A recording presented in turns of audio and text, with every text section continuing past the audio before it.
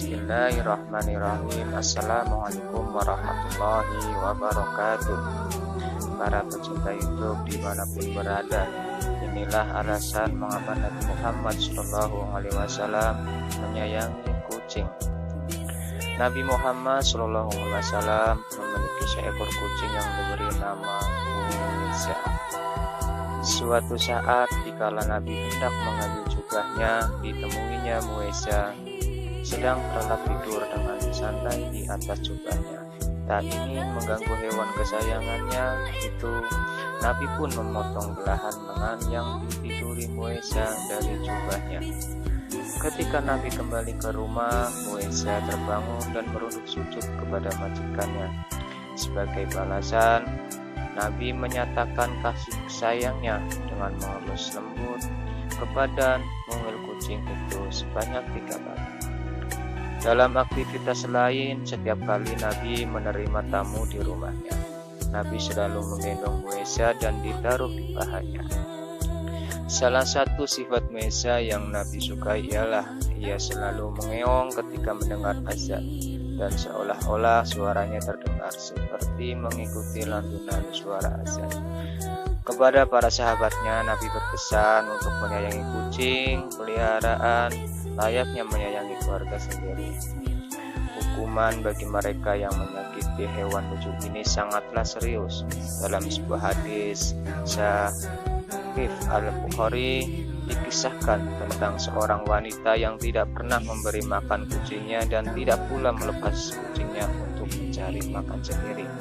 Nabi Muhammad SAW pun menjelaskan bahwa hukuman bagi wanita ini adalah siksa neraka.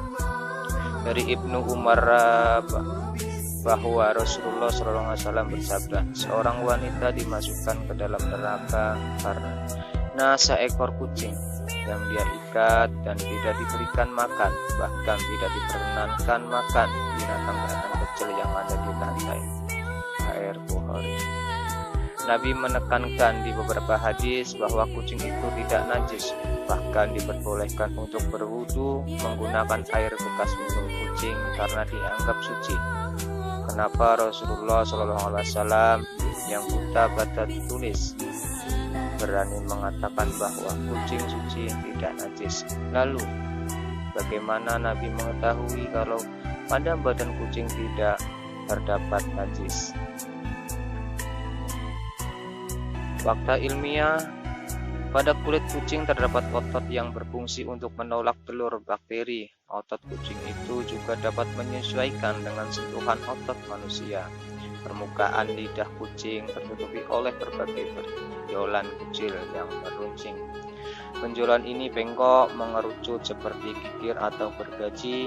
Bentuk ini sangat berguna untuk membersihkan kulit ketika kucing minum. Tidak ada setetes pun cairan yang jatuh dari lidahnya. Sedangkan lidah kucing sendiri merupakan alat pembersih yang paling canggih. Permukaannya yang kasar bisa membuang bulu-bulu mati dan membersihkan bulu-bulu yang tersisa di badannya. Fakta ilmiah yang kedua, telah dilakukan berbagai penelitian terhadap kucing dan berbagai perbedaan usia. Perbedaan posisi kulit, punggung, bagian dalam telapak kaki, pelindung mulut, dan ekor. Pada bagian-bagian tersebut dilakukan pengambilan sampel dengan usapan.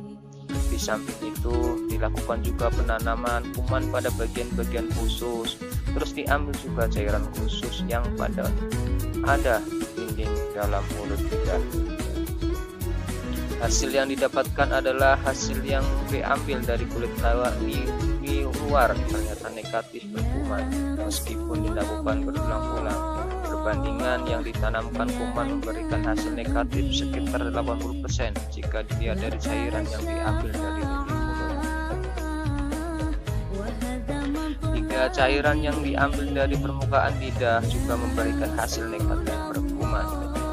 Sekalinya ada kuman yang ditemukan saat proses penelitian, kuman itu masuk kelompok kuman yang dianggap sebagai kuman biasa yang berkembang pada tubuh manusia dalam jumlah yang terbatas seperti Enterobacter, Streptococcus, dan Staphylococcus. Jumlahnya kurang dari 50.000 kuman. Tidak ditemukan kelompok kuman yang beragam. sebagai sumber yang dapat dipercaya, dan hasil penelitian laboratorium menyimpulkan bahwa kucing tidak memiliki